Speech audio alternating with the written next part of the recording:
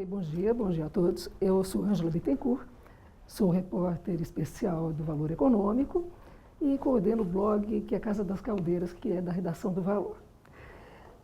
Estamos aqui hoje, que eu acho que será um dia histórico, né, para a história do país, de hoje para amanhã, pelo menos, nesse debate com o comitê, com os integrantes do Comitê Macroeconômico da Ambima.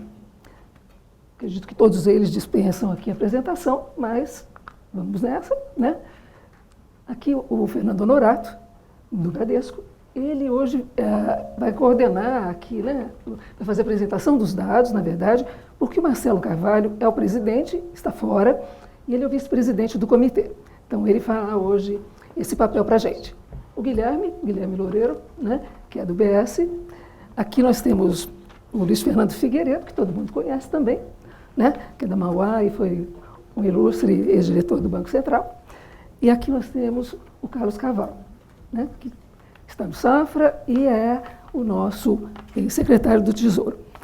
Enfim, nós vamos aqui começar com o Luiz Fernando, que vai fazer uma explicação, vai dar uma explanação sobre como funciona o comitê, que na verdade é o Comitê Macroeconômico.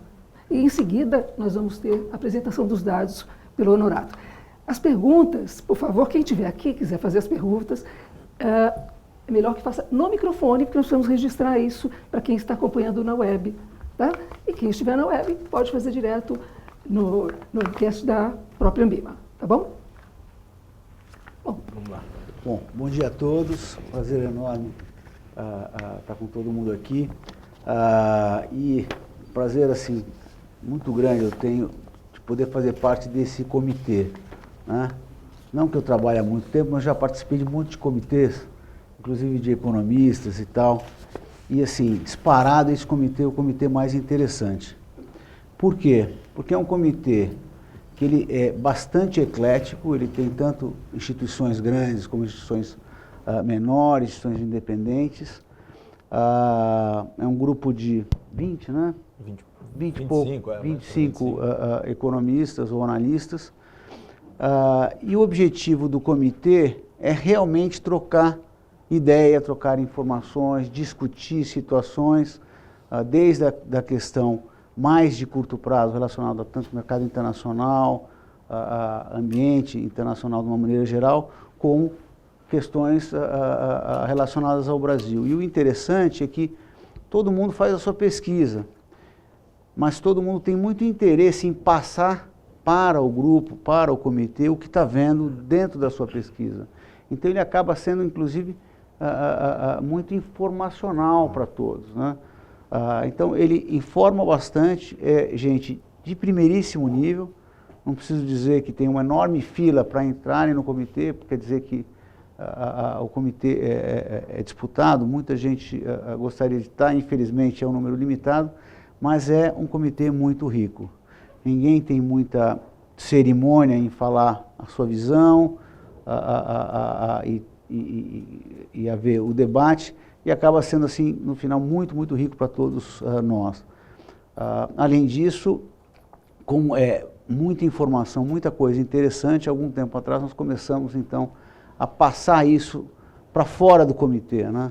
Não só as projeções, mas também a visão geral do comitê com relação ao ambiente, à conjuntura, que eu acho que acaba sendo assim, uma análise que traz um valor grande, porque a base é gente muito boa, que está estudando muito, fazendo muita pesquisa para chegar às conclusões que o comitê chega a cada reunião, né?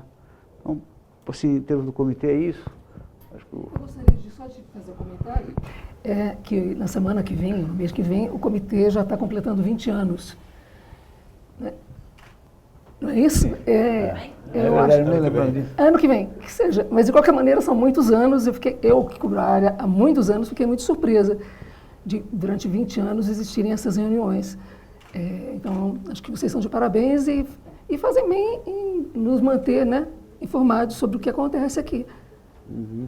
E qualquer coisa que tenha 20 anos no Brasil é muito tempo, né? Nós não estamos acostumados, né? Bom, obrigado Luiz, bom dia a todos. Então, como a Angela falou, eu falo aqui em nome do comitê, como vice-presidente. Aliás, eu não sei se a gente falou, mas o Luiz é o diretor do comitê, como a Angela disse, tem Marcelo Carvalho como presidente. E eu subscrevo tudo que o Luiz falou e adicionaria o seguinte, quer dizer, é um fórum muito rico para os economistas, quer dizer, que a gente acaba se beneficiando dessa troca de informações. É curioso a dinâmica, porque a gente volta para as nossas casas, para os nossos bancos, nossas assets, e todo mundo quer saber, e aí, o que foi discutido lá, como é que é a cabeça de fulano, de ciclano. Então acaba sendo uma reunião bastante interessante. Eu vou me limitar aqui a mostrar para vocês um pouco dos dados. Nós coletamos uma série de dados junto aos membros, né? Então a organização do comitê manda lá uma planilha que a gente preenche com as principais projeções e a gente faz essa coletânea já há muito tempo, né? E isso gera um relatório, até eu vou comentar ao final, que ele está disponível no site, que é um relatório como se fosse uma ata da nossa reunião, que a gente discutiu de temas mais importantes, e tem lá as principais projeções, tá? Então, basicamente eu vou me limitar aqui a descrever um pouquinho aqui quais são os números mais recentes. Então, claramente a gente vê ali que o comitê foi melhorando as projeções para o crescimento do PIB de 2016. Você chegou ali a achar que o PIB podia cair 3,8% lá em abril, né, deste ano, e hoje as projeções estão mais próximas de 3% de queda, 3,10%, isso para mediano, né? E nota-se também claramente uma melhora para 2017. As projeções foram crescendo ao longo do ano e chegaram lá perto de 1,5% aqui mais recentemente, né? Tem um debate muito grande dentro do comitê sobre se a economia já chegou no fundo do poço ou não. A gente vai ter a chance de discutir aqui. Depois, ao final, vou mostrar também as dispersões das projeções, que são grandes. Tem gente achando que ano que vem o PIB cresce próximo de 0,5%, assim como tem 2,5%. Então, claramente, para 2017 tem um leque maior. Mas acho que o tema central nota-se que tem uma retomada do ciclo econômico. Acho que isso é importante para a gente ver, né?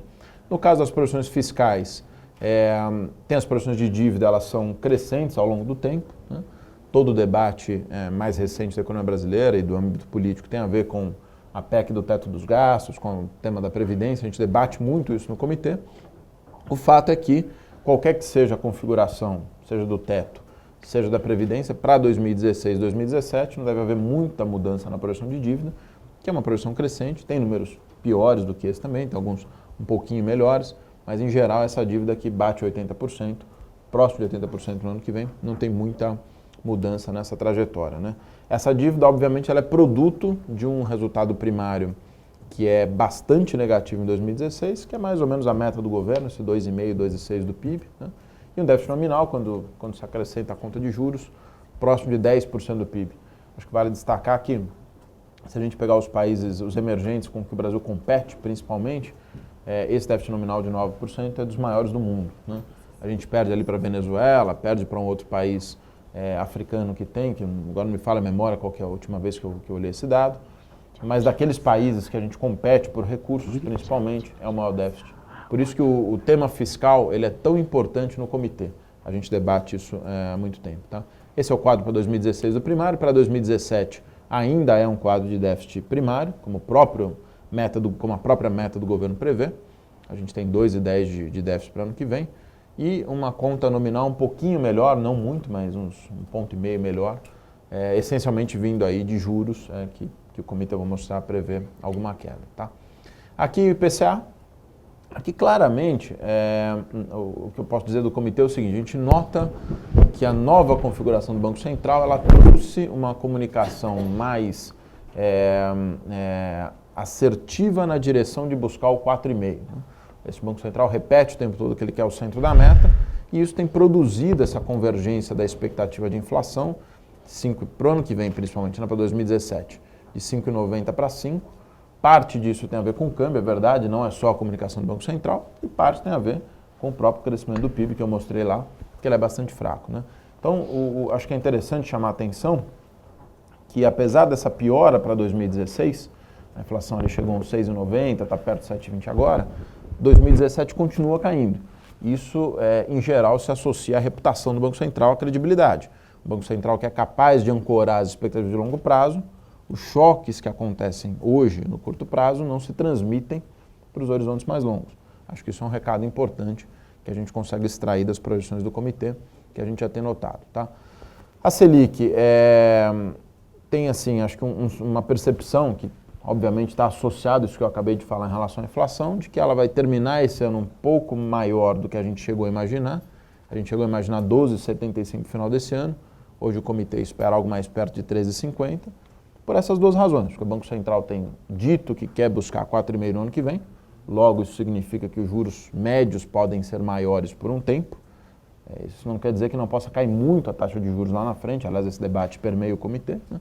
Mas pelo menos enquanto não se chega no 4,5, o juro é mais alto. E 2, é o fato de que teve surpresas de curto prazo de inflação que acabaram jogando essa projeção de juros para frente, né? Mas é nítido que tem uma queda importante de juros para 2017, de pelo menos aí uns 300 pontos, na verdade, do nível atual da Selic, 14,25, né? E muito debate a respeito do nível terminal, se não pode ser ainda um pouco mais baixo do que isso, eu mostro daqui a pouco, como está aí nesse quadro, né? Esse quadro é para 2016, é muito interessante isso, que aí mostra um pouco a dispersão do comitê, né? Como a gente brinca com economia, você bota 3 economistas na sala, sai com 4 opiniões, né? Mas no fim do dia, eu acho que ele dá um pouco a dimensão das incertezas que a gente vive, das incertezas que se nota no FED, a gente pode falar do Brasil, mas pega lá uma distribuição de projeção do FED, por exemplo, também tem uma enorme dispersão. Então tá aí, para 2016, acho que é até menos interessante, eu vou focar mais no 17, mas basicamente é isso, tem Selic que vai tem desde gente que acha que não corta a Selic nesse ano, 14,25, até quem acha que corta um pouquinho mais. Tem ali câmbio, tem gente que acha que o câmbio desvaloriza bastante ainda esse ano, sai do atual 3,25, 3,23 para 3,65, como tem gente que acha que aprecia um pouquinho, e assim por diante. Acho mais interessante é o 2017, que aí sim, olha o tamanho da dispersão, por exemplo, para a Selic, né? Tem desde Selic de um dígito, 9,25, que são aí 500 pontos de corte em relação a hoje, até 12%. É interessante a gente notar ali o próprio câmbio também, quer dizer, 3,25 a 3,95, é uma dispersão enorme. E destacaria o PIB, como eu falei, tem desde 0,5% até 2%, a mediana lá em 1,46. A inflação, uma coisa curiosa só para comentar da inflação, né? Repara que a menor projeção de inflação é 4,5%. Né? Supostamente, teoricamente, no regime de metas, o 4,5% devia ser o centro. Você devia ter tanto gente abaixo de 4,5% quanto acima de 4,5%, uma proporção parecida, né? E o 4,5% sempre aparece como piso nas nossas projeções. É natural, a inflação no Brasil é muito rígida, tem um processo de desinflação, acho que isso não diz muito a respeito de credibilidade do atual Banco Central, mas o fato é que a menor projeção de inflação, coincidentemente, é o centro da meta para 2017, tá? Então é basicamente isso. Aqui é fazer propaganda do relatório. O relatório está lá no nosso site, quer dizer, a gente se reúne toda sexta-feira que antecede a reunião do Copom, né? Então, a reunião é essa quarta-feira, nós nos reunimos na sexta anterior. O relatório costuma sair entre terça, quarta-feira, ali no máximo. Portanto, assim, um dia antes do Copom, no próprio dia do Copom, o relatório está lá no site. É bem bacana porque aí tem um pouco, né, da ata do nosso debate e um pouco dessas projeções que eu mostrei aqui para vocês, tá bom? Vou encerrar minha parte aqui. Obrigado. Vou aqui fazer uma pergunta para você, Cavalo. Amanhã, né, dia 31, nós vamos ter o resultado do PIB do segundo trimestre, né? O Copom também fecha a sua reunião e, enfim, e anuncia a Selic.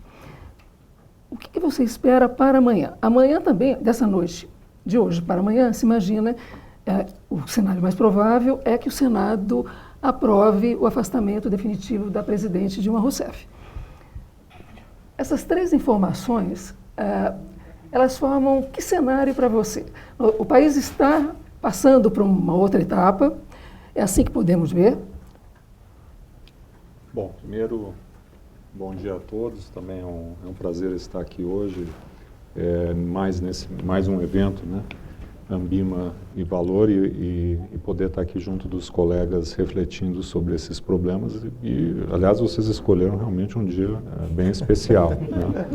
Agregaria ainda, Ângela, que amanhã o governo envia o projeto de lei orçamentária anual de 2017, talvez até entre as coisas que a gente não sabe o que vai acontecer amanhã, talvez a que mais, né, implique num grau de incerteza seja exatamente o detalhamento do orçamento. Acho que há um certo consenso com relação ao Copom nessa reunião, não eventualmente ao que ele vai comunicar, mas aí deixamos o nosso especialista, depois o Luiz Fernando, tocar nesse assunto.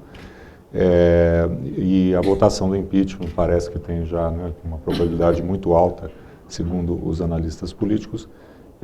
E o PIB, enfim, vai ser um certo retrato do passado que vai nos ajudar nas nossas projeções futuras, enfim. Tomara que venha melhor do que a expectativa, né, que mostre que aqueles que estão mais cautelosos com a atividade econômica como eu estão errados, né?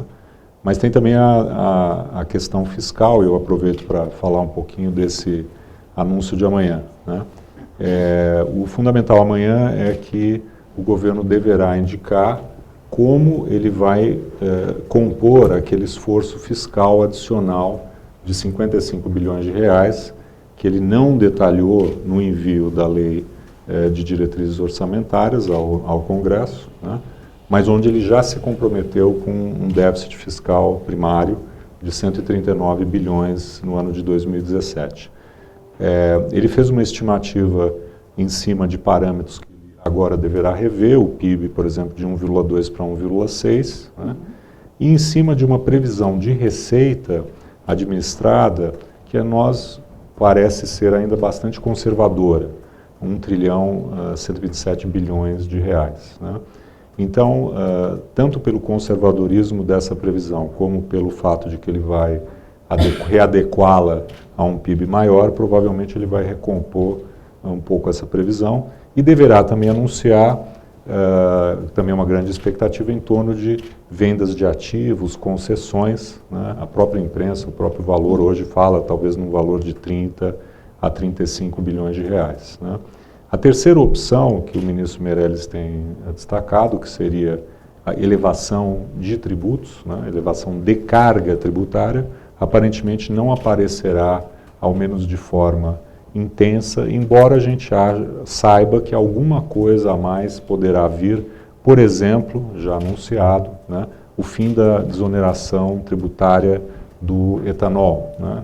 O valor nem é muito expressivo, mas talvez coisas, né, mais pontuais possam vir também, né?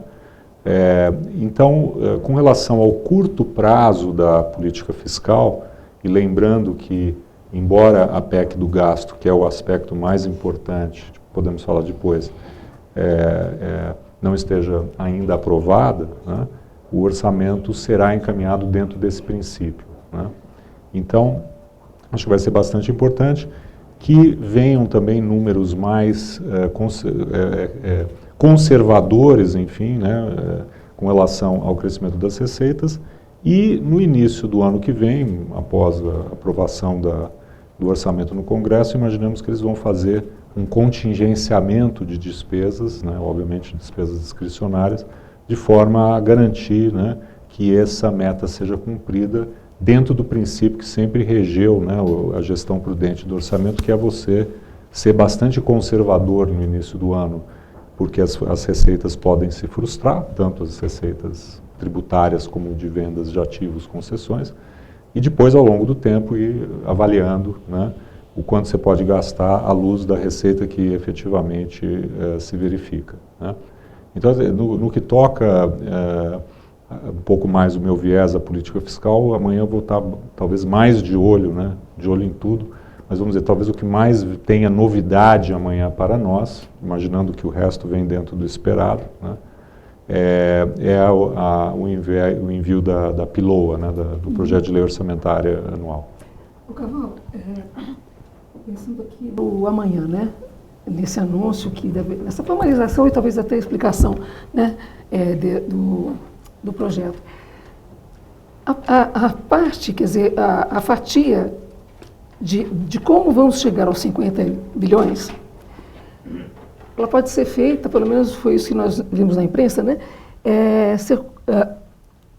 Ou a tentativa de ser alcançada pela receita das concessões. Isso é factível? Você acha que é viável? Não é muito dinheiro? Não, isso eu até eu fiz questão de citar o próprio valor, né? Porque esse é um número que apareceu.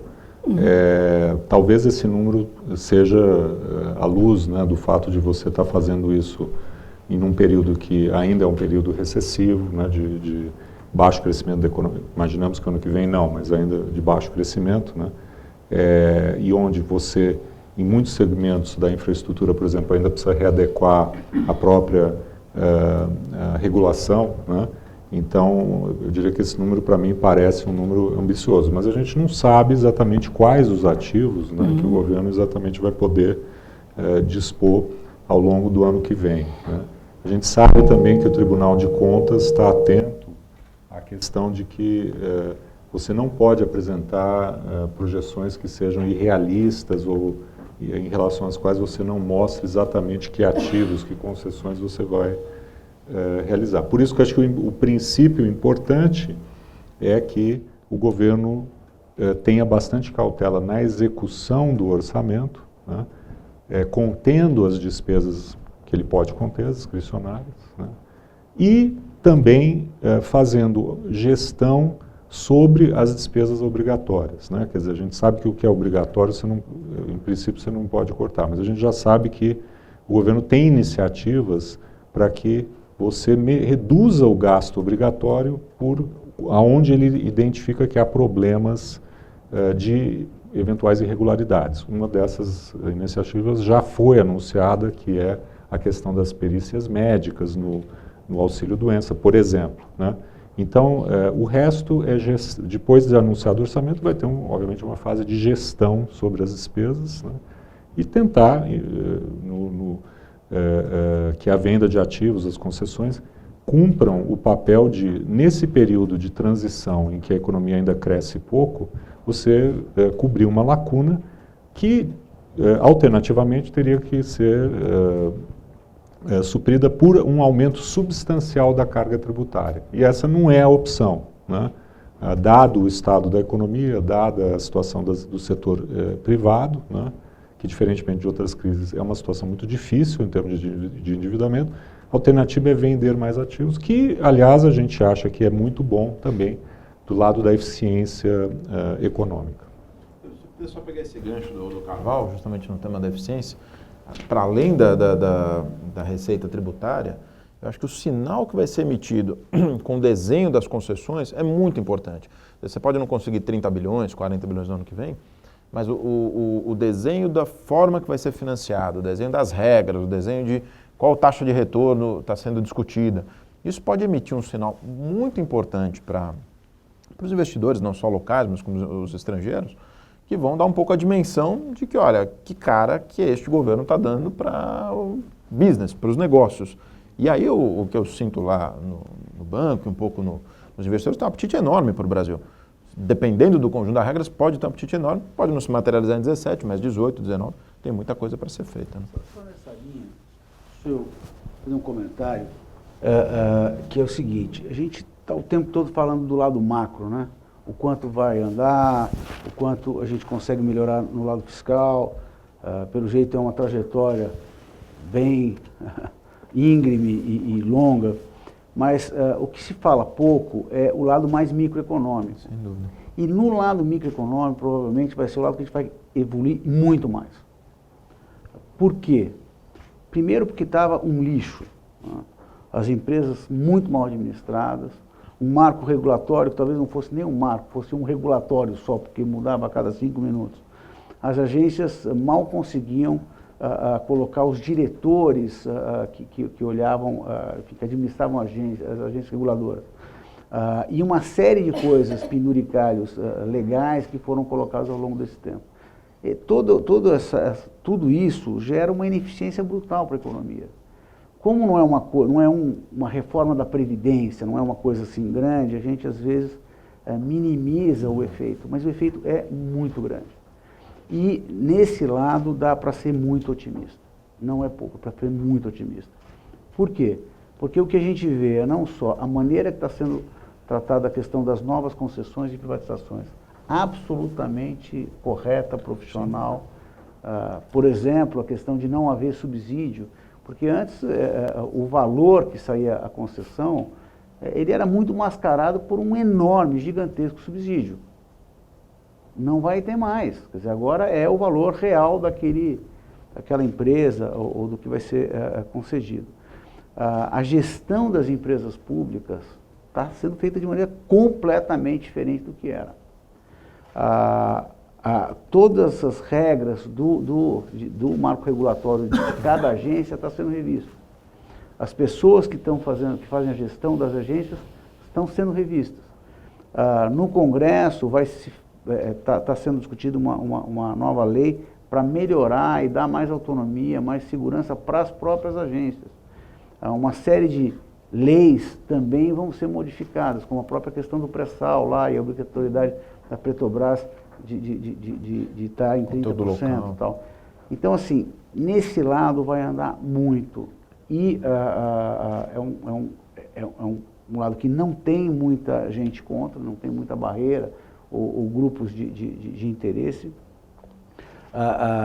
E isso tem um efeito muito grande na produtividade e na competitividade da economia. As decisões, elas não dependem do Congresso. Tem uma outra coisa que mas sim, mas mesmo assim... poucas decisões, né? E não tem tanto Baixa grupo de interesse resistência. contra, entendeu? Não é contra funcionário público, por exemplo, ou contra aposentado. Não tem nada a ver com isso, entendeu?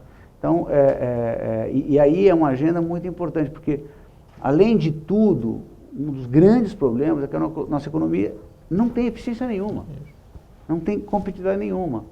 E na medida que você vai mudando e melhorando isso, você vai melhorando a competitividade, a produtividade e aumentando, como o Fernando falou, aumentando muito o interesse de estrangeiros ou de quem queira investir, porque no mundo tem poucos lugares com o pipeline de empresas privatizáveis ou mesmo pipeline de infraestrutura, de investimento em infraestrutura como o Brasil.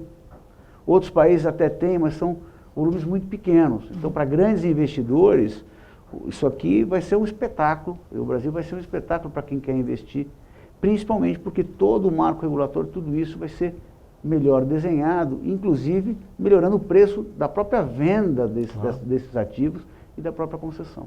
Luiz Fernando, a nossa taxa de juros já não é um espetáculo?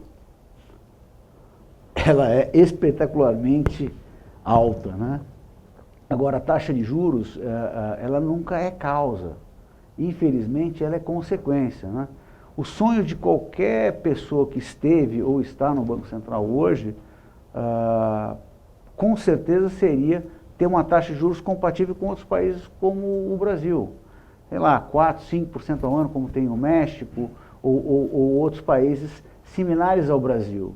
Esse é o sonho de qualquer um que esteja lá ou que pretenda ir um dia para lá. Só que, infelizmente, não é possível.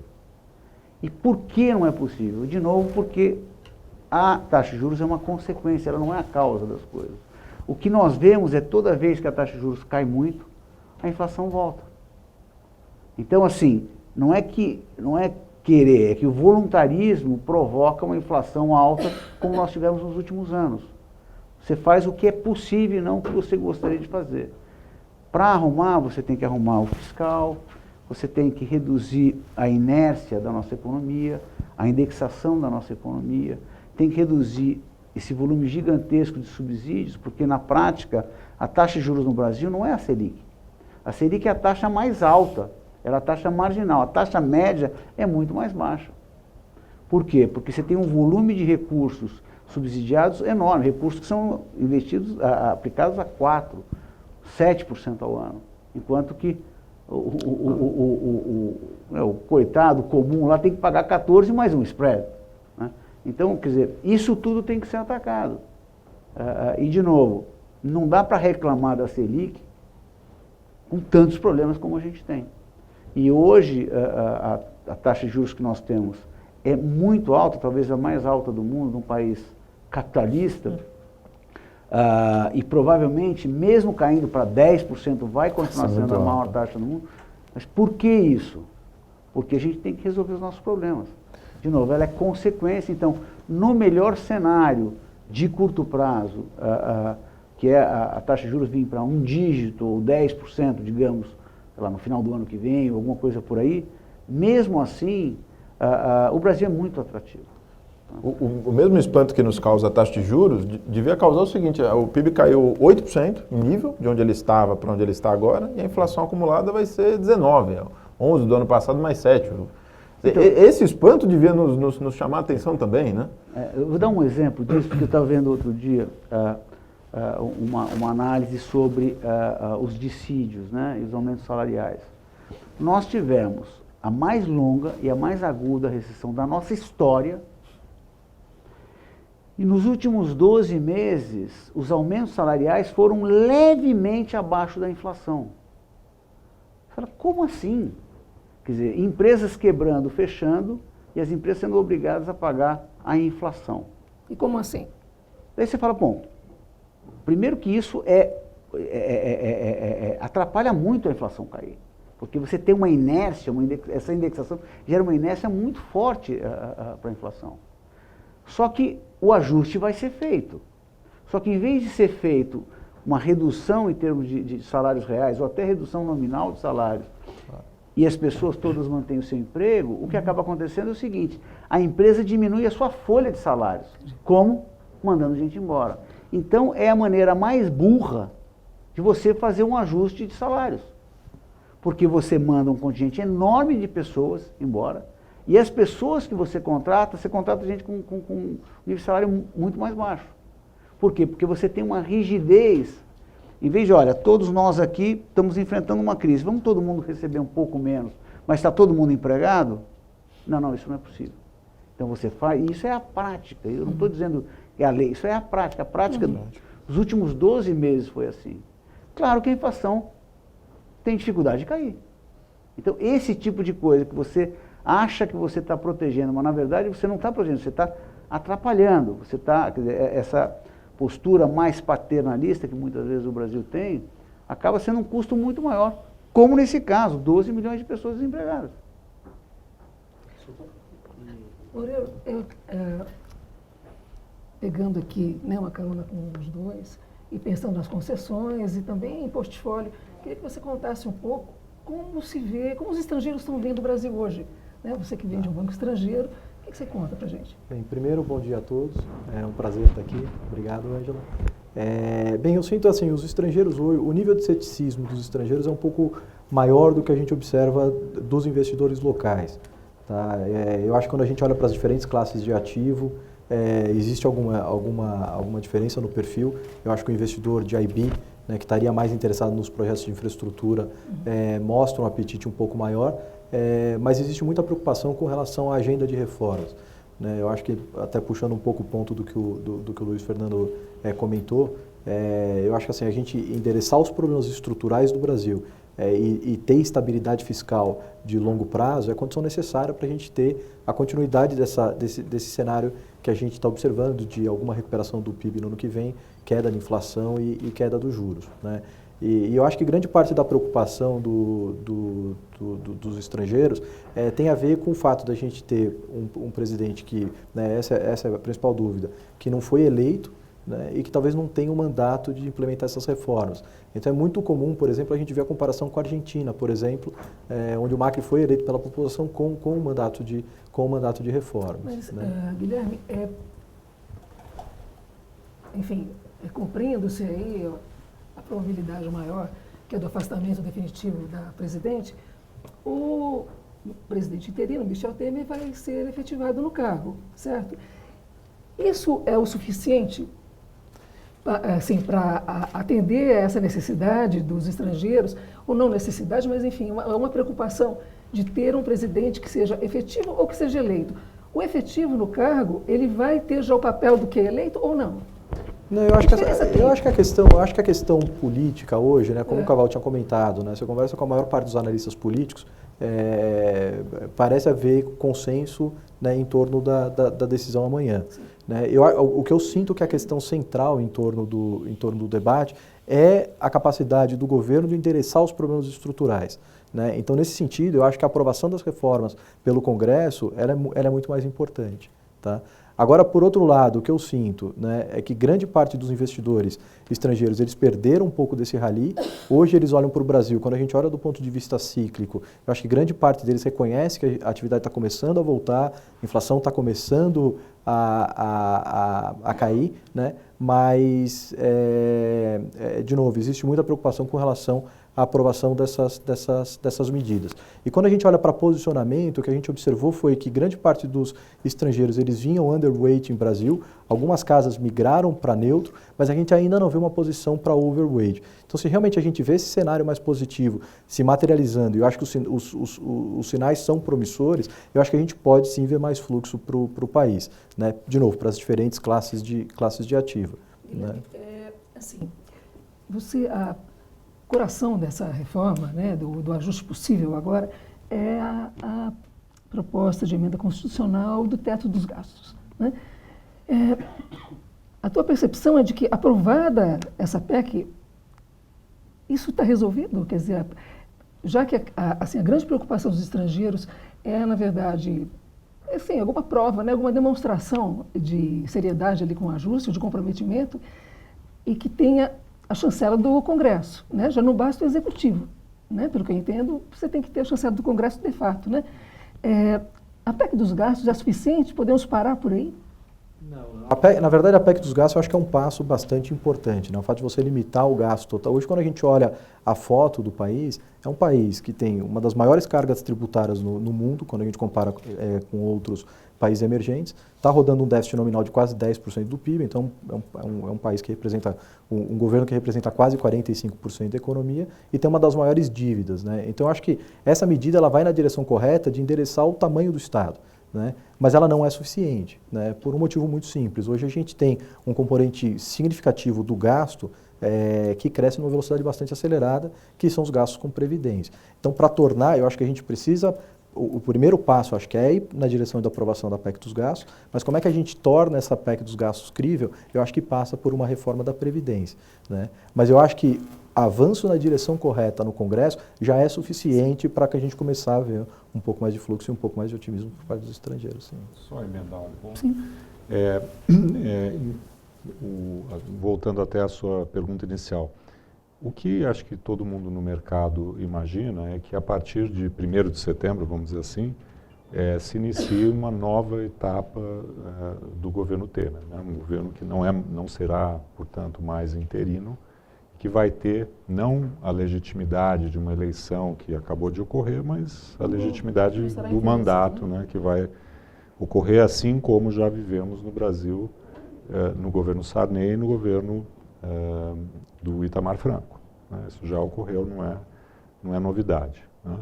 E a gente sabe que esses governos eles têm que governar. E nos dois casos, aliás, estávamos em crises bastante graves, né?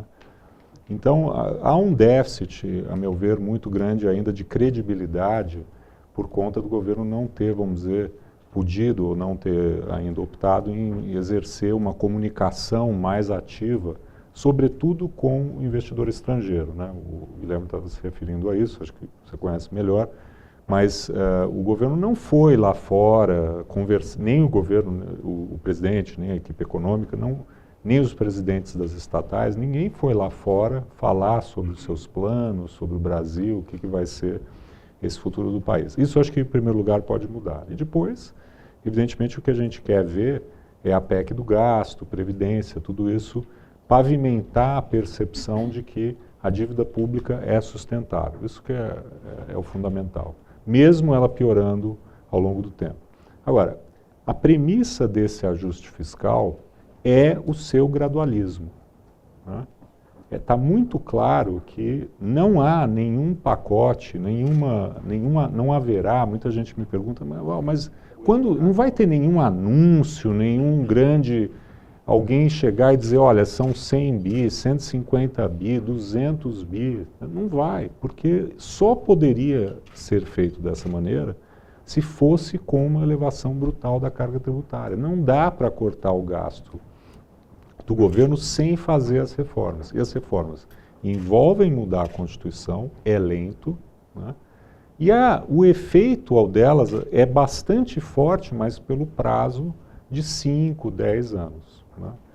Uma outra premissa importante aqui é que nós tenhamos esse tempo. Né? Vamos lembrar, quem é um pouco mais velho aqui, do que aconteceu no primeiro mandato do presidente Fernando Henrique. Com o fim da inflação, a situação fiscal piorou brutalmente. Qual foi a saída, então? Um ajuste fiscal gradual, entre aspas. né, que não ocorria. Né? Vamos lembrar do pacote 51. 51 medidas que só uma foi implementada. Né? O que aconteceu? Chegou uma hora que o mundo não nos deu mais esse tempo. Né?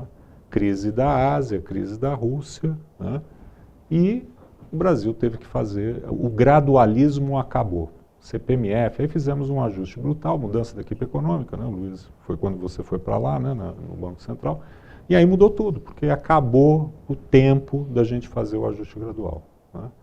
Então, o mundo hoje parece um mundo razoavelmente benigno, né, com muita liquidez, juros zeros, não vamos nem entrar na discussão dessa anomalia, né, de juros negativos e tudo mais, mas isso também é uma precondição para que nós consigamos, ao longo dos próximos 2, 3, 4, 5 anos, não é um ajuste do governo Temer. A hipótese de que o governo Temer, no final, entregará a casa arrumada para o sucessor na eleição é uma ilusão. Não vai estar nada arrumado até lá. Talvez esteja encaminhado. Né?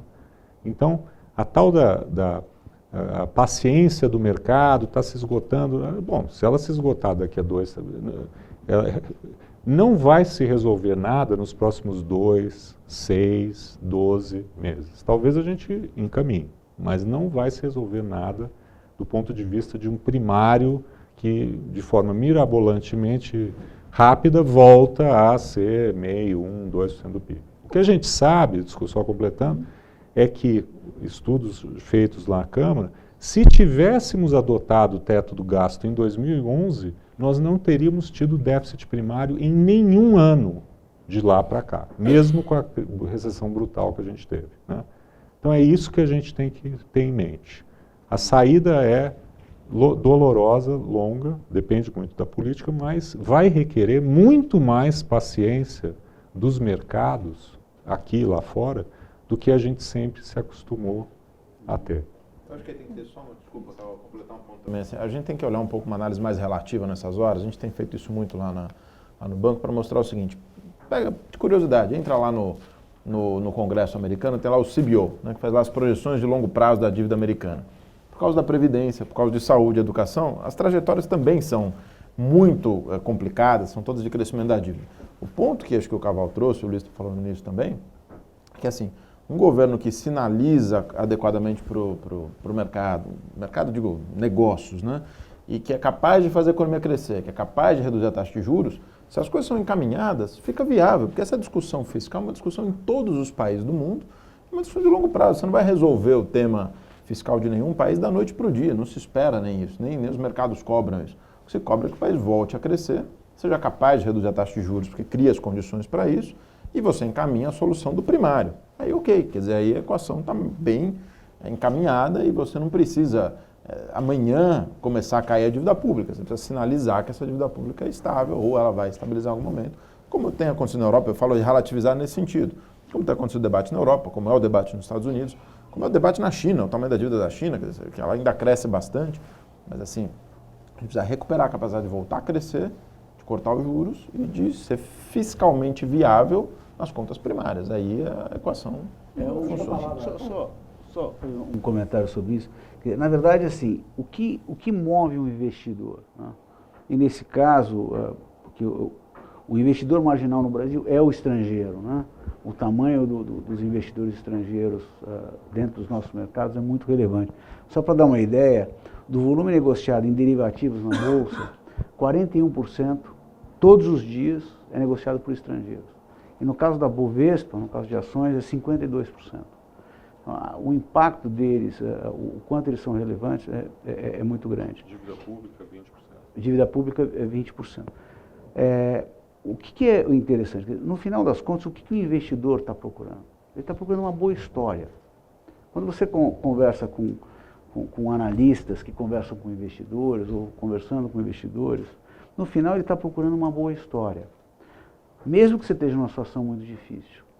E nesse sentido, para dizer assim, numa frase, o Brasil ele era um país que estava irracional, dentro de um processo de irracionalidade, ele está mudando para um país racional, um país que está num processo de racionalidade. Isso faz toda a diferença. Só para lembrar um número, na verdade 2 números, nós ficamos loucos da vida quando o governo da Dilma, no ano passado, mandou para o Congresso um déficit fiscal de 30 bilhões. Achando que aquilo era o maior absurdo da parada. Hoje, nós estamos andando com um déficit de 170 e para o ano que vem, 140. Ou seja... Era superávit de 30 bilhões. Não, primeiro ele mandou um déficit, né? Não. Lembra que daí ele mudou? Mas enfim, então assim, nós estamos brutalmente pior do que nós estávamos naquela época. Mas nós estamos num caminho mais racional. Então, quer dizer, teve um ajuste de preços esse tempo todo, quer dizer, não foi à toa o que aconteceu. O Brasil ficou numa situação dramática, né? Então, assim, no final das contas, a história tem que ser boa. E ela tem que ir na direção correta. É uma história, como o Cavalo disse, gradual, não tem jeito. Por quê? Porque o buraco é muito grande. Agora, dá para sair do buraco? Dá. Desde que você seja racional, vai andando, aprova uma reforma, provavelmente não vai ser o que a gente gostaria, daí você faz uma coisa para ajustar, depois vem a outra reforma e vai andando devagarzinho para frente. Né? Aqui estou pensando no calendário eleitoral, né? Eu entendo isso, vamos na direção correta e isso é positivo, enfim, é a luz que todo mundo deseja lá no túnel. Agora, a gente está indo agora já, né? Daqui a 2 meses temos uma eleição municipal que não vai ser trivial, né? Porque ela vai ser a primeira eleição, depois, enfim, de uma mudança de governo, enfim, de pessoas presas. Houve uma transição importante no país, a gente não pode ignorar.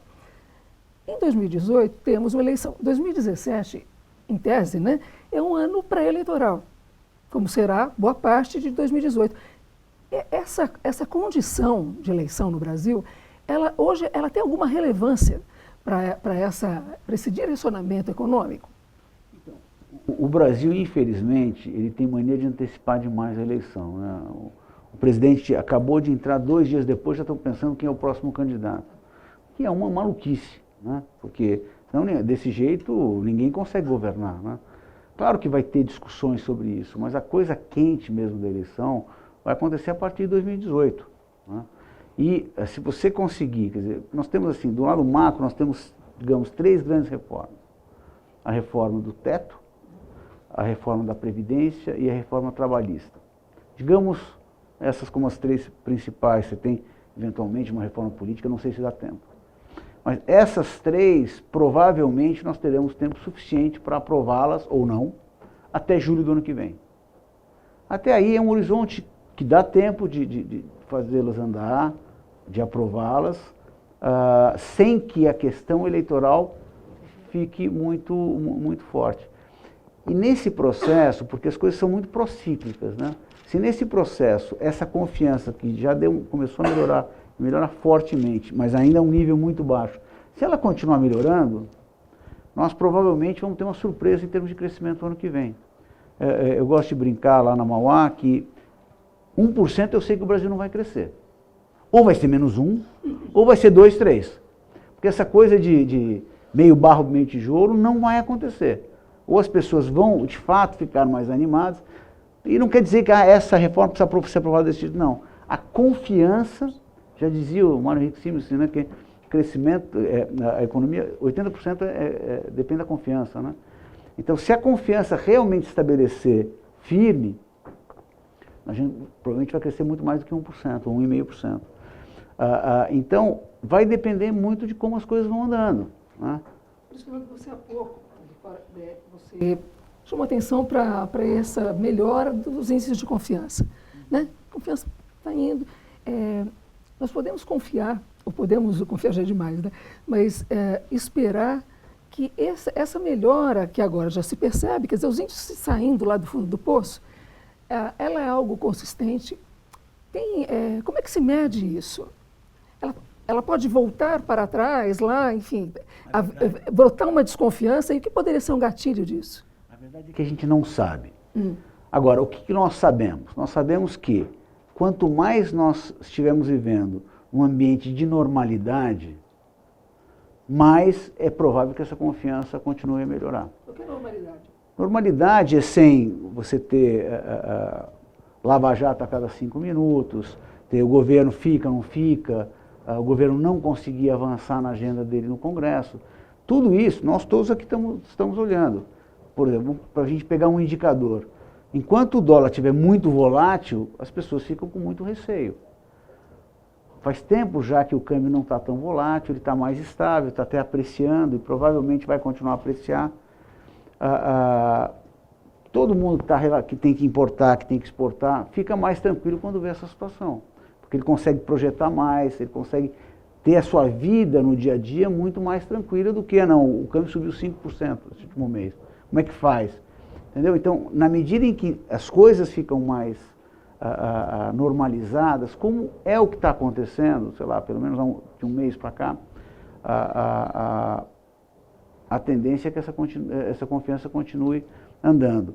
A outra coisa é que a agenda de reformas, de novo, também na medida que vai andando, mais nós vamos, sabendo que é um processo gradual, mais a gente vai ficando confiante de que, olha, dá para chegar em 2018 com uma certa tranquilidade, daí outras reformas podem ser feitas, ou seja, estamos no caminho certo, a história é boa. O problema é que nós tínhamos uma história horrorosa. Então essa história é boa, a inflação continua caindo, daí o Banco Central vai lá, pode começar a reduzir a taxa de juros, é mais uma coisa na direção correta, sem achar que esse processo é um processo linear, mas é um processo que a cada passo a gente está indo para frente. Então isso é que vai não garantir, mas vai dar consistência a essa confiança. Agora, a confiança, se a gente tivesse uma inflação consistentemente cadente, ela faria diferença para os índices de confiança, não? Mas isso está acontecendo, né? Tá acontecendo. Na prática está acontecendo. Bom. Vamos lá, aqui eu acho que isso é interessante, quer dizer, o que está acontecendo com a inflação? Né? O ano passado a inflação foi brutalmente elevada, e esse ano nós estamos num processo de queda e parece ser um processo consistente. Por quê? Porque uma coisa é você olhar o índice de inflação, né? Quando a gente fala, o Banco Central ele tem uma meta, que é a inflação. Na verdade, a meta do Banco Central é trazer o processo inflacionário à meta dele. Ou seja, aquela inflação ao longo do tempo. Porque às vezes você tem choques para cima e para baixo, e vamos combinar que no Brasil só tem choque para cima, né? É uma coisa impressionante, alimentos, por exemplo. Então, na medida em que o processo inflacionário vai te levando para a meta, o Banco Central vai tendo sucesso e as pessoas vão percebendo que a coisa acalmou. Esse ano o que está acontecendo? Nós temos, do ponto de vista do processo inflacionário, surpresas muito boas. Por exemplo, os serviços, né, que sempre rodaram a 8%, 8,5%, estão rodando a 6%. Acho que nenhum de nós aqui imaginava que fosse acontecer isso já esse ano em serviços, que depende muito da questão da atividade, e que tem muito a ver com a política monetária. Agora, um item, ou um conjunto de itens que tem menos a ver com a política monetária, que são os alimentos, isso aí é uma coisa impressionante. O ano passado cresceram 13%, esse ano estão crescendo 13% de novo. Só para dar uma ideia, o feijão, ele é responsável por 60 basis points na inflação esse ano. Então, assim, o Banco Central fala, paciência, temos choques, não dá para a gente ficar acomodando todo o choque, até porque a nossa história, inclusive de política monetária, foi uma história de acomodar tanto nos últimos anos, que não dá mais para fazer isso de jeito nenhum. Então, ele tem que continuar firme, perseguindo a sua meta, apesar dos choques. A gente não tem muita opção a essa altura.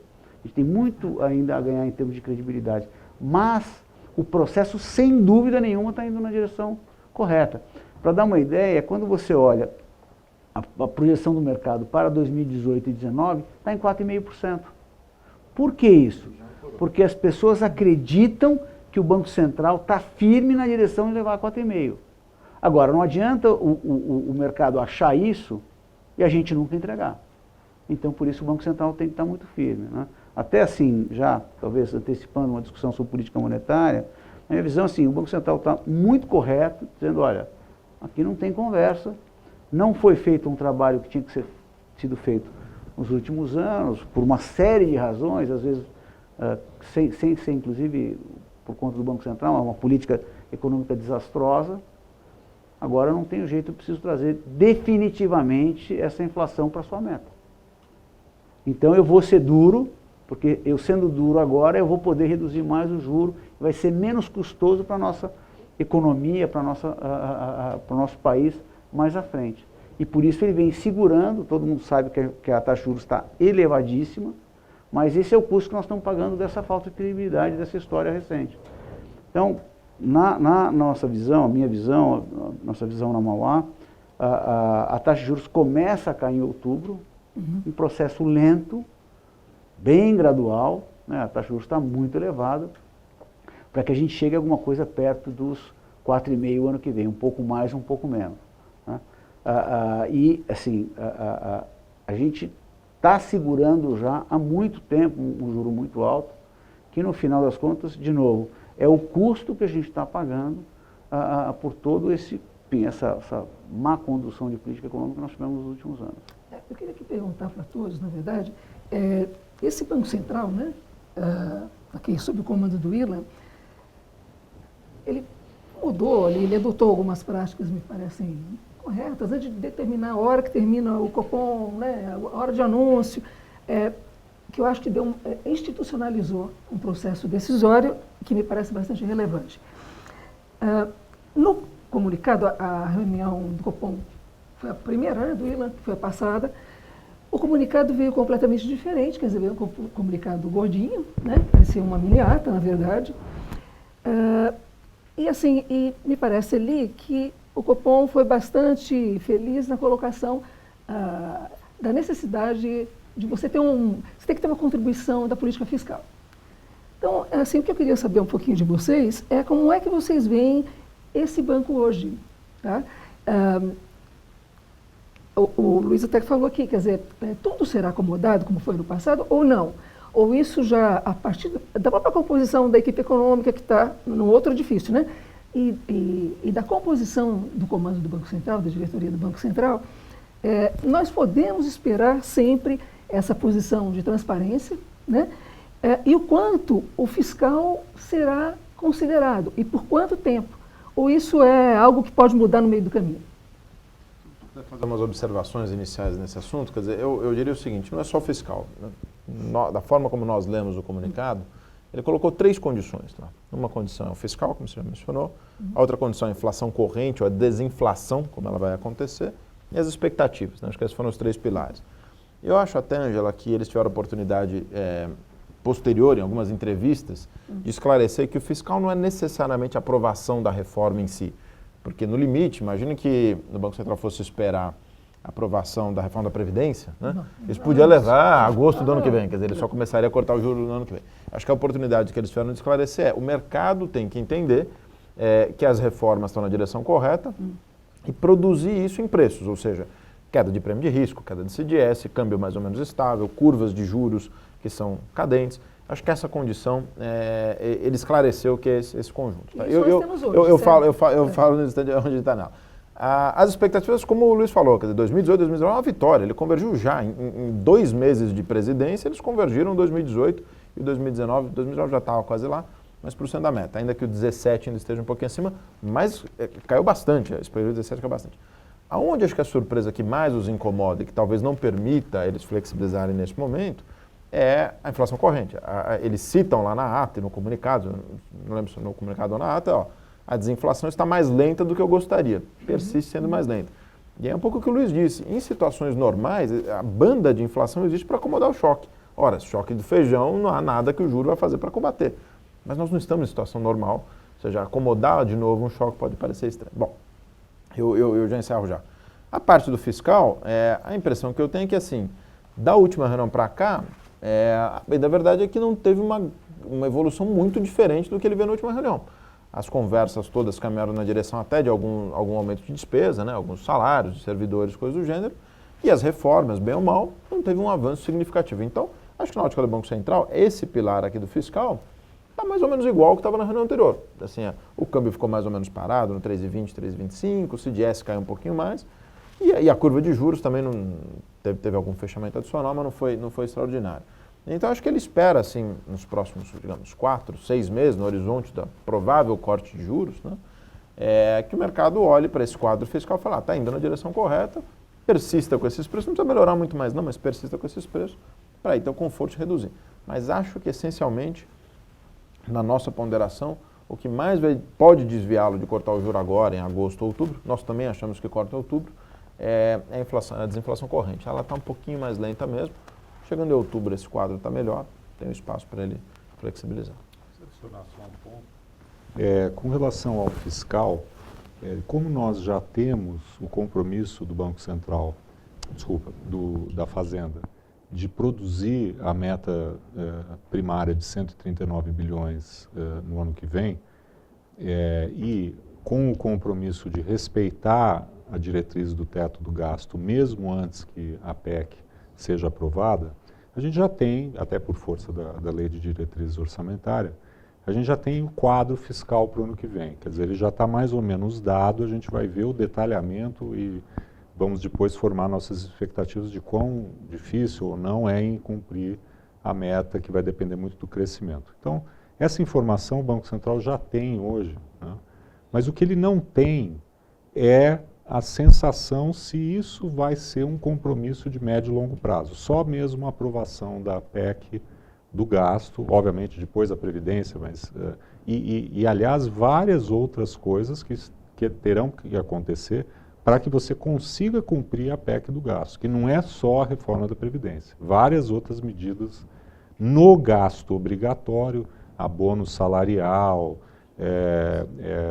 benefícios assistenciais, a questão do auxílio-doença que citamos, né, que o Fernando lembrou, enfim, vai ter um monte de ações, né, que vão ser tomadas depois. Agora, eu acho que a aprovação da PEC do gasto, ela é fundamental, ao menos na Câmara, né, porque o processo é um pouco longo, né, porque isso tem ligação direta com aquilo que a gente discutiu, a visão do estrangeiro, o prêmio de risco do Brasil, que melhorou muito, né, e a própria expectativa com relação ao real, né.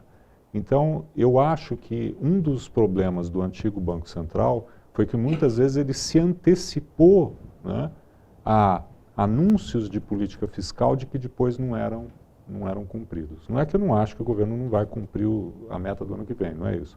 Acontece que o que o governo precisa é meios de poder cumprir a trajetória fiscal também, por exemplo, em 2018, que é um horizonte onde, sem a PEC, já fica quase impossível, né, você controlar o gasto. Então, acho que esse Banco Central provavelmente vai querer ter alguma certeza, alguma convicção de que o Congresso, a meu ver, pelo menos aprova a PEC do gasto na Câmara, né?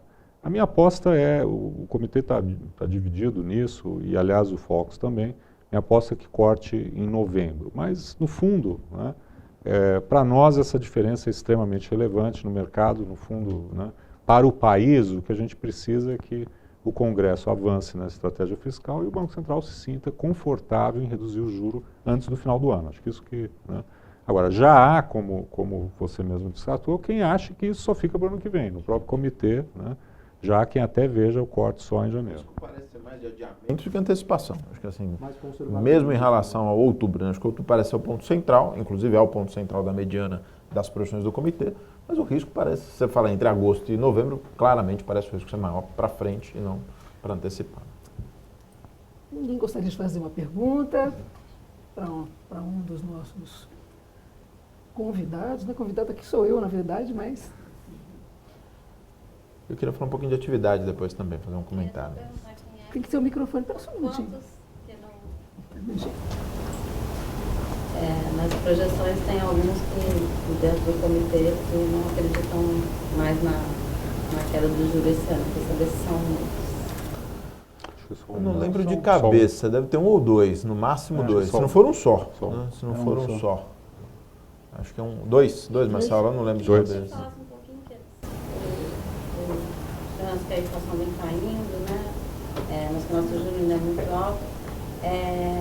E você mencionou, né, 8% de queda do PIB desde o começo, um aumento do desemprego. A queda da inflação não deveria talvez ser mais rápida para um cenário de uma recessão dessa magnitude? Eu acho que tem algumas coisas aqui, pegando esse gancho. Teve alguns choques, né, na inflação, então já falamos alguns de alimentação, mas o ano passado teve 2 super relevantes, né, que foi o câmbio e os preços administrados. Então a inflação de 2015, a bem da verdade, é que ela era produto de preços que foram assim, congelados durante muito tempo e que foram liberados. Então eu também não exageraria no 11 do ano passado, que ele teve 2 choques importantes. Mas mesmo excluindo esses choques, sem dúvidas, nos surpreende, aí tem um pouco a ver com o que o Luiz falou, quer dizer, a rigidez inflacionária no Brasil é extraordinária, eu acho curiosíssimo, e por favor, não entenda isso como uma crítica à imprensa, mas é a praxe, né?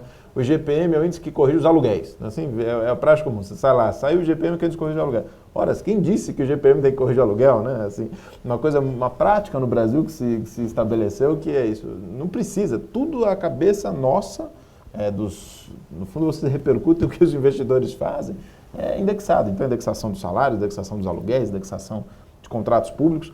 Um pouco que eu mostrei, quer dizer, a impressão que passa é que o 4,5% é o mínimo tolerável de inflação.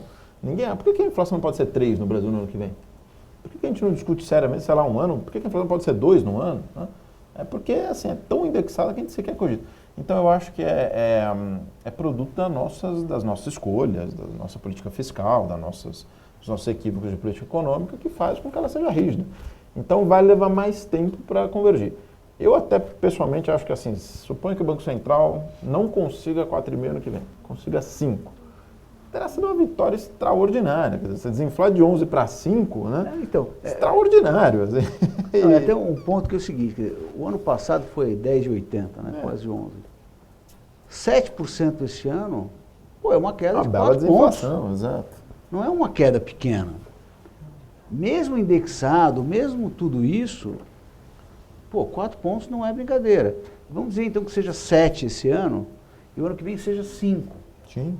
É uma outra queda muito relevante. E agora, num ambiente diferente, porque é um ambiente em que a economia está voltando, está recuperando. Né?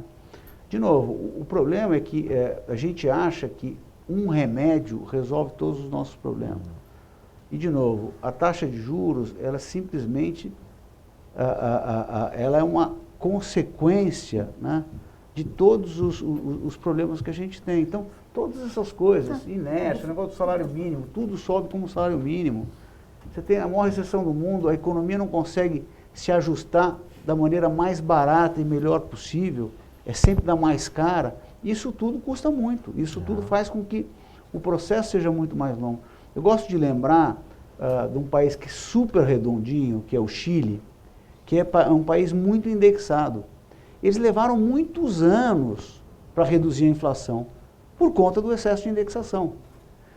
O Brasil, quando fez o Plano Real, que ele desindexou tudo, de lá para cá, talvez a gente seja hoje mais indexado do que a gente era antes do Plano Real. Eu não sei dizer se a gente é muito menos indexado, não. Tudo é indexado. Isso torna o peso muito grande. Como o Brasil tem que pagar uma taxa de juros muito alta, infelizmente, então o custo desse processo, sendo um processo mais longo, é muitíssimo maior. E os componentes de inflação, acho também, Luiz Fernando, quando a gente olha eles separados, o que o Banco Central, o que depende mais da recessão ou da atuação do Banco Central, eles têm convergido numa velocidade bastante rápida. Né? Se a gente falasse que serviços esse ano, no começo do ano, iria fechar em torno de 6,5%, era uma grande surpresa para todo mundo. O núcleo de inflação está desacelerando. E quando a gente olha os principais componentes de inflação, a expectativa de inflação está vindo para baixo, o câmbio joga favoravelmente, preços administrados devem jogar favoravelmente. Né? Então, eu acho que parece um sucesso grande. Né? E se traduz nas projeções. A gente olha no começo do ano, as projeções para o ano que vem do próprio comitê girava em torno de 5,6%, em pouco tempo a gente já está perto de 5%, e eu acho que o risco é para baixo, pelo que a gente ouve das conversas. Né? E puxando também o assunto de política monetária, né, eu acho que um dos fatos, eu acho que leva a maior parte dos membros do comitê a esperar corte de juros esse ano ainda, é pela questão de defasagem da própria política monetária. A gente está falando de 6 a 9 meses, em média. Então, teoricamente, se o Banco Central começar a cortar juros depois do primeiro trimestre do ano que vem, isso vai afetar a inflação em 2018, que já está muito bem ancorada também. Então, acho que é por isso que grande parte dos membros trabalham com uma técnica que eu acho que é muito relevante, que é o seguinte: quando o Banco Central ele define a Selic, ele sabe que, na verdade, o que impacta a atividade não é a Selic, e sim a curva de juros, digamos, por um ano. Aqui é um range de prazo, mas o mais relevante é por um ano. Essa é a taxa, essa taxa de um ano, que é relevante para a economia. E essa taxa de juros, ela tem uma queda implícita, que é em torno de 150 basis points, um pouco menos. Se o Banco Central não fizer queda de juros, portanto, essa curva está errada, ela se mostra errada, né? O Banco Central vai mantendo aqui, a mais longa vai tendo que subir. Isso aqui é um aperto monetário. Ou seja, não entregar a curva de juros atual de 12 meses quer dizer um aperto de política monetária. Então, assim, o fato vai reduzir, não vai reduzir, não. Já existe embutido, isso está na economia já, porque todos os contratos dependem disso, né? Dependem de taxas de prazos mais longos. Por isso que é mais relevante. Então, o fato da curva já ter uma inclinação, já ter alguma queda embutida, quer dizer que não reduzir o juro, digamos que ele não reduza por esses 12 meses, ele fez um aperto de mais de 100 pontos. Entendeu? Então, isso é muito relevante, ou seja, ficar como está não quer dizer manter o mesmo stance de política monetária, o mesmo aperto de política monetária. Se você ficar como está, por esse tempo, portanto, essa curva vai ter que subir, e em ela subindo, você apertou a política monetária. E o juro real fica cada vez maior. E o juro real fica muito mais alto. Olha, vamos que fazer eu estou com duas perguntas. Aqui é do Paulo Martins, ele é um analista da Planner, e ele pergunta o seguinte, eu acho que você podia responder. Temos hoje no Brasil um problema sério nos índices de confiança. Aí ele diz que nós temos um problema interno e externo. Tá? Qual a visão, né, de vocês com relação à economia internacional? E ele cita, então, os eventos que ele gostaria de ver abordados, né? A saída de países da zona do euro e, especialmente, a política econômica chinesa. Isso poderá, esses dois eventos, né, poderão afetar ainda mais a economia brasileira no curto prazo? Bem, Angela, quando a gente olha a economia global, acho que é importante separar curto e longo prazo, né? Assim, alguns fatores de risco que acabaram até sendo uma surpresa positiva para o Brasil, né? Eu acho, por exemplo, o evento de Brexit era um dos eventos que a gente tinha uma preocupação, poderia gerar um ambiente de risk-off e alguma volatilidade para mercados emergentes. Agora, o que acabou acontecendo, na verdade, foi um efeito diferente para o Brasil, né? Se a gente pegar entre os mercados emergentes, né, eu acho que a América Latina acabou sendo um pouco relativamente beneficiada, né? Talvez não seja tão aberto, por exemplo, como os mercados emergentes da Ásia, tão expostos a crescimento na Europa, como a gente vê no caso de MIA ou África do Sul, né? Então a gente acabou vendo um pouco mais de apetite para cá. E mesmo dentro do bloco, o que a gente observa é que pegar países, por exemplo, que tinham um pouco mais de apetite por parte dos investidores estrangeiros, que é o caso do México, existe muita preocupação com relação às eleições presidenciais, né, e o potencial impacto que pode ter em corrente de comércio, né. Então, eu acho que acabou sendo benéfico, né. Um fator de risco que a gente considera, eu acho que é o Fed puxa juros no final do ano, né. Eu acho que essa última comunicação que a gente observou em Jackson Hole gerou um pouco mais de volatilidade nos mercados, mas de qualquer forma a expectativa, inclusive dos membros do comitê, é de um aumento bastante gradual na taxa de juros. Num primeiro momento pode gerar um pouco mais de volatilidade, mas não parece ser um cenário que vá abortar o processo de recuperação da economia americana e impedir um fluxo um pouco maior, né? E China, a gente teve um pouco mais de preocupação também no começo do ano.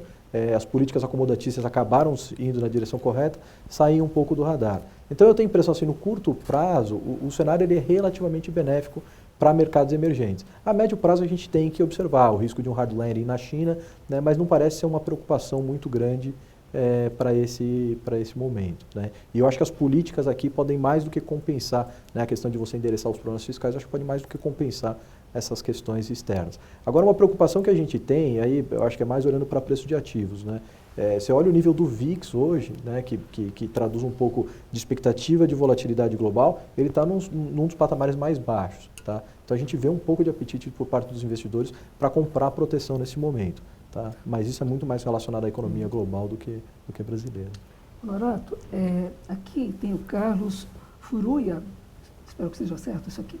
Ele é um analista do BTG, e ele pergunta o seguinte, e primeiro faz uma afirmação, né? Foi dito que até 2018 as reformas podem estar encaminhadas, mas é uma ilusão achar que os problemas vão estar resolvidos. O que o próximo governo e a equipe econômica desse governo precisam fazer para implementar as reformas? Ou o que não pode acontecer para que essas reformas fiquem no papel? Primeiro eu subscrevo o que o Caval falou aí no início. Né? É um projeto multigovernos, esse é o projeto, digamos. As reformas são reformas multigovernos. Né? Assim, a reforma do teto, eu costumo dizer o seguinte, ela é super importante para limitar o campo de jogo, o tamanho da despesa, mas ela não é um instrumento de política fiscal. Ter um teto não significa que os governantes locais, né, os estados, os municípios, ou a União vão conseguir executar o teto. Logo, para executar o teto é o que o Caval disse, você tem que reformar a Previdência, tem que reformar, provavelmente, os benefícios assistenciais, tem que reformar pensão por morte, abono, enfim, uma série de coisas. Então, acho que o que não pode acontecer... Bom, primeiro, número 1, não pode acontecer uma desidratação, como nós estamos chamando, da PEC, que seja significativa. Alguma mudança aqui, ali, algum ajuste ao longo do Congresso é natural, né, faz parte do processo. Agora, suponha que você diga, então o teto vale só para algumas despesas, não vale nada para a saúde e educação. Bem, aí a trajetória da dívida provavelmente vai ser a mesma. Né? 2, não pode a gente olhar para a reforma da Previdência e achar que é uma reforma, tem que ter um prazo de transição, isso é normal em todos os países do mundo. Agora, não pode ser um prazo de transição que você olhe e fale, bom, tá bom, então só vale, suponha, né, a gente ouviu essa discussão em alguns fóruns, só vale para quem entrar no mercado de trabalho hoje, ou seja, para daqui 30 anos, 35 anos, esquece, aí não tem uma reforma da Previdência. Né? E acho que não pode, por último, ter essas reformas acessórias que são importantes, quer dizer, de outros gastos que vão ter que desindexar o orçamento. Então, acho que isso não poderia acontecer. Mas eu destacaria um aspecto que o Luiz falou logo no início, a gente tem insistido isso muito lá no banco, é o seguinte, a economia precisa crescer, quer dizer, e aí você tem duas formas, um lado que é esse lado de reduzir o risco macro pelas reformas, reduzir o risco fiscal, reduzir o prêmio de risco, e tem o lado da reforma micro, quer dizer, o Brasil precisa voltar a respirar um ambiente de negócios que seja mais favorável para voltar a produzir, no linguajar dos economistas, PIB potencial. Né? Essa redução do risco macro também ajuda o PIB potencial, mas ela ajuda no ciclo. A gente tem que ser capaz de ser mais produtivo. E eu acho que isso é que talvez a gente possa estar subestimando. Então, de repente, tem uma série de dificuldades aqui nas reformas, na tramitação do Congresso, que é natural, tem atrasos. E se essa agenda micro, que tem menos resistência, vai passando, a gente é capaz de olhar em 2017 e ver um crescimento maior. E eu disse que eu queria falar um pouquinho sobre a atividade. Sendo muito franco, os economistas têm essa percepção mais ou menos consensual, os atuais níveis de confiança que nós estamos vivendo, eles são compatíveis com aquilo que o Luiz disse também, o PIB de 2,5 no ano que vem, não é 1,5. Né? É que a gente ainda tem dúvida se a confiança vai persistir ou não, que é natural. Mas eu acho que assim, o risco da gente olhar um ambiente político menos incerto, a gente olhar um governo mais racional economicamente, olhar as reformas avançando no Congresso, você tem uma surpresa de crescimento que dá uma aliviada, melhora o desemprego e que torna, inclusive, o fiscal mais viável, porque a arrecadação aumenta, né? A gente também acha que as receitas das estimativas estão um pouco conservadoras, é o grande ingrediente, a gente precisa voltar a crescer. E voltar a crescer tem que fazer as escolhas corretas. E dar apoio para os ajustes em curso, inclusive. Exatamente. Né? Então, assim, só sendo bem objetivo para o que ele disse, assim, acho que não pode falhar completamente nas reformas, alguma desidratação não deveria, mas se acontecer e for pequena, é do jogo. E a gente olhar essa agenda do crescimento, olhar uma agenda de abrir o país, de ser mais produtivo, de focar na eficiência, isso é fundamental para dar... Só citar o risco que uma estratégia, como eu disse, gradualista tem o risco que tem subjacente ao gradualismo, num ambiente internacional que aparentemente é favorável, como foi dito, é a complacência. Né? Ou seja, a gente achar que, mas no final, poxa, vai crescer 2% ano que vem, né? O mundo está muito líquido, vai entrar dinheiro no Brasil, o dólar aprecia, enfim. E por isso que eu citei, para quem é mais velho, lembro o que aconteceu no primeiro mandato do presidente Fernando Henrique. A gente foi até um certo ponto com as reformas, ele foi derrotado na reforma da Previdência, ele foi derrotado na reforma trabalhista. Eu vi há 2 semanas atrás uma apresentação dele mesmo contando isso, né? E aí, uma hora, o mundo Virou a chave. não mais nos deu o benefício da dúvida, né? E aí tivemos uma crise de grandes proporções, enfim, e a gente lembra muito bem o que aconteceu. Então, é imperioso agora que a gente tenha em mente que a gente tem uma janela de oportunidade, mas é uma janela de oportunidade para fazer reformas, né? A gente também tem um problema no Brasil hoje, que é, até por toda essa indexação que tem na economia, a gente tem muita dificuldade de cair a inflação. E ela, muitas vezes, acaba tendo que cair com a apreciação cambial, né? Eu concordo, o Luiz mencionou até que o viés do câmbio talvez seja... né? Aí o câmbio aprecia, né? A economia ganha tração, né? Os ciclos de crescimento no Brasil são normalmente ciclos de câmbio apreciado e não o contrário, né? E aí tudo parece que está bem, a gente patina na reforma da Previdência, todo mundo acha que a coisa está se resolvendo, né? A dívida está sendo financiada até um dia que você descobre que não está mais, né? Então acho que esse é para mim, o grande temor que eu tenho é esse. E, Cavalo, só acrescentar que a situação ela continua muito delicada. Eu acho que assim, não endereçar essas questões estruturais que estão sendo propostas pelo novo time pode significar uma deterioração muito grande, né? Há não muito tempo atrás, se a gente olhar 6 meses atrás, a gente está falando de uma curva de juros que está rodando em 17%, as discussões eram em torno de dominância fiscal, níveis de double digit levels para inflação de médio e longo prazo, né? Então eu acho que o custo de não endereçar isso é extremamente alto, não tem outra opção, né? A gente tem que realmente atacar essas questões. Luiz Fernando, tenho aqui uma questão para você e nós estamos aqui nos aproximando do final, tá, do debate. É do Rodrigo Zanetti, ele é um analista do Banrisul, ele é de Porto Alegre, e ele pergunta o seguinte, acho que isso aqui vai interessar para todos nós. Qual o cenário projetado para o dólar, PIB e política fiscal, caso o impeachment não ocorra? Bom. Não tinha acabado o tempo, né? Não, eu acho que talvez essa talvez seja a resposta mais fácil de falar. Quer dizer, vai ser um caos. Os números, eu acho que são pouco relevantes, no sentido que vão ser muito ruins, né? Aquele, como os economistas gostam de dizer, aquele risco de cauda, vai ser gordinha a cauda assim, não longe, né? Porque, na verdade, a gente vai entrar num ambiente de completa incerteza, né? A presidente Dilma, ela foi abandonada, inclusive, pelo seu partido, né? Assim, essa hipótese, ela é pouquíssimo plausível, mas se ela acontecer, talvez aconteça alguma coisa semelhante ao que aconteceu em 2008, né? Quando teve a crise nos Estados Unidos, que a economia ela passou um processo de queda livre, a taxa de câmbio foi, sei lá para onde, naquela época chegou a ficar 4,5, se não me engano, 4,20 pelo menos, de 1 e pouco, né? Em poucos meses ela saiu de 1 e alguma coisa para 4 e pouco. Coisas desse tipo que nós estamos falando, né?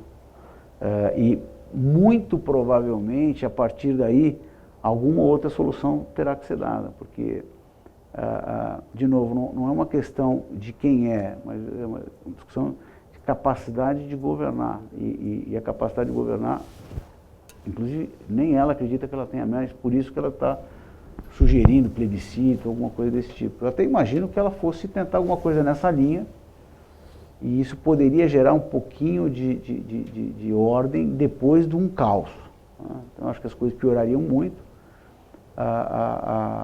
O Brasil tem uma vantagem hoje, nos últimos anos, a todas as crises que ele teve no passado. E todas as crises que nós tivemos, e isso é típico de país emergente, ela começa pelo balanço de pagamentos, pelas nossas contas externas. E as nossas contas externas, se tem alguma coisa robusta, são as nossas contas externas. Um câmbio flutuante, então o câmbio ele vai para um preço em que já não dá mais para apostar contra ele. E o Banco Central ele consegue atenuar um pouco um processo dramático como esse, voltando com swaps, vendendo reserva, que até na minha operação a gente tem muito mais reserva do que a gente deveria ter. Mas isso é uma discussão no momento de normalidade, não agora, principalmente no caos, você tem que usar o seguro, né? Está dando um mega sinistro, vamos usar o seguro que a gente tem para tentar abrir um espaço para alguma reorganização de alguma forma, que nós não sabemos, né? Eu lembro da época do Collor, quando se criou aquele Ministério dos Notáveis. Eu não sei, alguma coisa, de algum jeito vai aparecer, porque o caos vai estar instalado. Olha, uma última questão para você. A gente aproveita e fecha aqui, né, o encontro. É do Anderson Sampaio Ferreira, ele é um analista da Concórdia e ele está no Rio de Janeiro. Ele pergunta o seguinte, ele diz lá, né, que os yields negativos no exterior, próximo a zero, podem beneficiar o Brasil? Se podem, quando que isso vai acontecer? Como que se perceberá isso? Eu acho que já estão beneficiando. A resposta que eu daria é assim, o câmbio só está onde está, 3,20, essa complacência que o Caval mencionou há pouco, em certa medida o mundo já está nos ajudando, né? Se a gente imaginasse há 2 meses atrás, ou 3 meses atrás, né, que teria o Brexit, que teria ataque como teve lá em Nice, na França, né, aquela tragédia, golpe na Turquia, que o PIB dos Estados Unidos ia frustrar, a gente ia olhar e falava, baita movimento de risk-off, no mundo não risk-on, e está um risk-on total por conta desses yields negativos.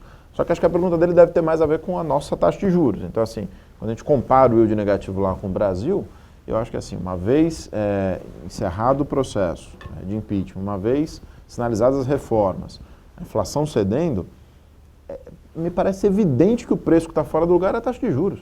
Assim, o câmbio até pode cair um pouco mais, e acho que vai cair mais, mas talvez ele não esteja tão fora de preço quanto está a Selic. Então aí é aquela coisa, esse yield negativo se beneficia desse carregamento, você perguntou para o Luiz Fernando, já não é um baita atrativo, o juro e virá, e esse recurso virá. Aliás, é um ponto interessante, o fluxo cambial brasileiro está negativo até agora, né? Toda a melhora do câmbio foi um desmonte das posições de hedge, o que é super importante, mas eu quero dizer o seguinte, o processo estando mais claro, tem dinheiro para vir, tendo dinheiro para vir, vai cair. Eu pessoalmente acho que o juro pode cair muito no Brasil nos próximos anos, se a direção for a correta. A gente pode errar no timing, se começa em outubro, se começa em janeiro. Honestamente, essa taxa está fora, esse preço está fora do lugar. Para uma economia, para uma política econômica, perdão, adequada, está fora do lugar. E aí vai cair. Quer dizer, pode demorar mais tempo, mas vai ceder. Então acho que vai beneficiar muito ainda. Desde que o Caval disse que a gente tenha tempo, que também o yield negativo não vire positivo daqui a pouco. Não está com cara, não está com cara, concordo. Não está com cara. Só para fechar, né? Diante dessa sua perspectiva tão positiva aí, que pode se concretizar para o fluxo, né? E o que pode acontecer com o câmbio? Por um lado, existe algum tipo de preocupação do câmbio se apreciar demais? Quer dizer, qual que vai ser a postura do Banco Central? Ele vai deixar esse câmbio ir? Ou ele vai... O que ele vai fazer com relação aos swaps? Vai lá, Guilherme. E o que ele deveria fazer? Não, eu fiz um exercício outro dia que me chamou a atenção, né? Existe muito essa discussão se essa apreciação cambial que a gente observou se não chega a comprometer as exportações, né? Mas se a gente pegar o câmbio médio do período que existe estabilidade macroeconômica no Brasil, seria de 94 para cá, deflacionado por diferencial de inflação, a gente chega em 3,25, 3,20, 3,25. Né? Então, acho que esse câmbio atual ele é condizente com o processo de ajuste que a gente está vendo no déficit de conta corrente. Né? E eu acho que se a gente realmente vê mais fluxo vindo para o Brasil, outro ponto que chama a atenção, se a gente soma FDI, investimento estrangeiro direto, mais o déficit de conta corrente acumulado em 12 meses, a gente está muito perto dos picos históricos. Então, se esse cenário se materializar e a gente realmente vê mais fluxo, eu acho que favorece o argumento do Fernando de que tem muito mais espaço para o Banco Central cortar juros. O Caval quer... Ele quer dar uma Só palavra. fazer uma última consideração à luz do que foi dito aqui. Acho que está muito claro hoje no Brasil que a saída da crise ela pode ser vista ou como extremamente fácil ou extremamente difícil, né? Porque a saída da crise é mudar a Constituição. O Brasil é inviável nos termos da Constituição vigente. A dívida pública não é sustentável, nós não vamos conseguir evitar uma trajetória de grave crise e default se não mudarmos a Constituição. Numa apresentação que eu vi de um dos colegas do comitê, há um tempo atrás, ele alertou para uma coisa que é óbvia, mas que eu nunca tinha tentado. As últimas grandes crises que o Brasil teve, aliás, para comparar com a crise atual, a gente tem que voltar para a crise de 30. Né? Se voltar para a crise de 30, ou lembrarmos da de 60, ou a crise dos anos 80, foram crises em que houve ruptura institucional e mudança constitucional. Nós estamos na sexta Constituição desde a década de 30. Né? Então, se a gente não conseguir, nos moldes da democracia, obter um consenso e reformá-la, tão simples quanto isso, a gente vai rumar para uma nova crise muito mais grave do que essa, e provavelmente em algum momento a gente vai ter que fazer uma outra Constituição. Né? Acho que é tão simples quanto isso. Ah, mas a maioria de 60% dos políticos, é isso. Tem maioria de 60% e mudar a Constituição. É só isso que precisa. Isso não seria um processo muito É só longo? isso e tudo isso. Mas isso que eu estou dizendo, é um processo lento, é longo, mas é isso que a gente precisa. Senão o país quebra. É tão simples quanto isso. Não tem outra saída. Por isso que eu acho que no final vai acabar acontecendo. Na prática, o que o Cavalo está dizendo é, sem nenhuma grande ruptura institucional, o que nós estamos fazendo é exatamente isso. Só que é aquela história de que se não, como a gente já estressou demais as escapadas, aumentando muito a arrecadação, e agora não dá mais para fazer isso, quer dizer, agora vai ser ou por bem ou por mal.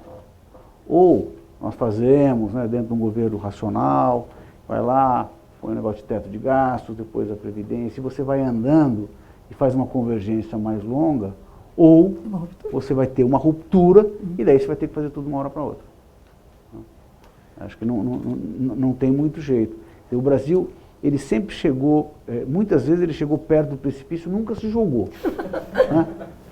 Está com um cara que ele não vai se jogar de novo.